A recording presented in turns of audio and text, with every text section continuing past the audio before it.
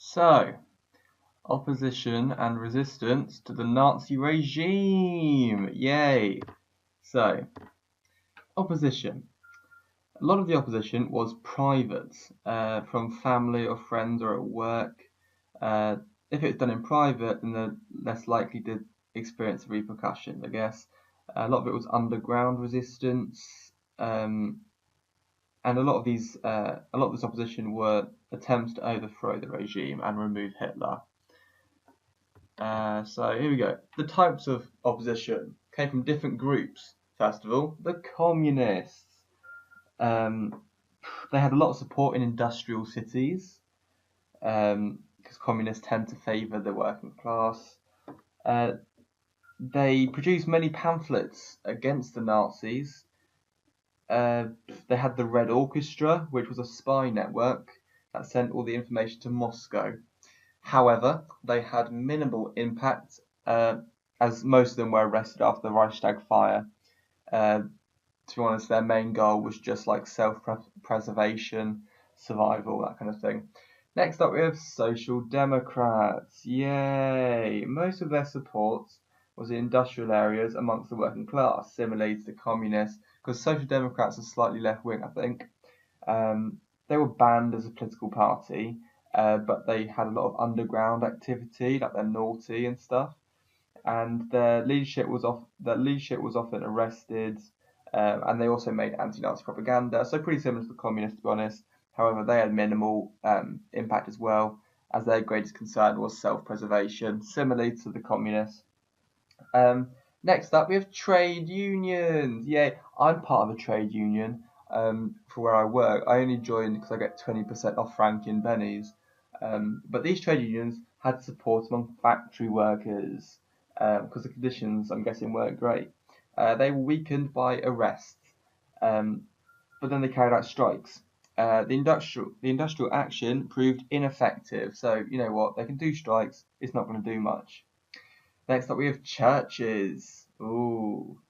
Priests and pastors individually as a group. I'm not sure what that means. I'm just reading this out of the book. So, anyway, something. Bishop Galen of Munster attacked the euthanasia program. So, euthanasia is basically where they kill off disabled people for a more pure, or whatever they called it, race in the future or something.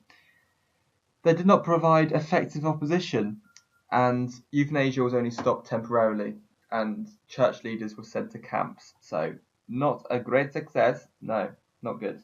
Youth. They joined the Hitler Youth, but they resented the loss of freedom.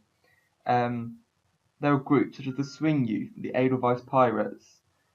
They just behaved in anti-Nazi ways. They danced to jazz music, and they disliked the way that the Hitler Youth was so emphasized on military. They did military attacks, and they tried to assassinate Gestapo officers, but they were quite limited in this. Another one was students, like me. You see that picture of those students on the screen? Don't they look so happy? Well, not studying A levels. Anyway, White Rose was a student group in Munich. They issued pamphlets condemning the values of the Nazi regime, a bit like the communists, a bit like the Social Democrats. However, they also had minimal impact, as a lot of the leaders were arrested and tortured. Love school. Conservatives were often members of the civil service from the Weimar period. They were part of a thing called the Kreisau Circle.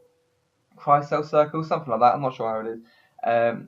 Basically, they just drew up plans for post-Nazi Germany, implying that Nazi Germany wasn't going to be around much longer. And obviously, they didn't like that. They saw it as a threat. And so the resistance in this group was hard to organise because a lot of them feared arrest. And lastly, the army. They made an army oath. However, the army support for Hitler declined after their plot failed, the bomb plot against Hitler. The bomb plot failed, so therefore it was limited in its impact. About 5,000 members of the resistance were killed afterwards. So you know, happy bunnies, rainbows, that kind of thing. Next slide. Why was there such little open opposition, I hear you ask? Well, I'm glad you asked that question because I'm here to answer it for you. So, there was an economic miracle. Life had improved for so many people, and because of this, they were willing to accept some of the unpopular policies. So, there you go. Terror. People were frightened of the Gestapo and the concentration camps, so they just didn't oppose it. Opposition groups were divided.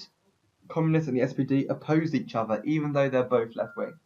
And the Nazis abandoned and hid some of their unpopular policies, such as Kristallnacht.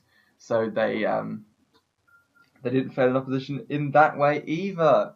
So there you go. There's just another quick video for you about the opposition and resistance to Nazi Germany. As you can tell, this happy voice I'm putting on is sarcastic. I'm revising for A levels. So, yay! I shall see you next time, guys, with another video. Thank you very much for watching.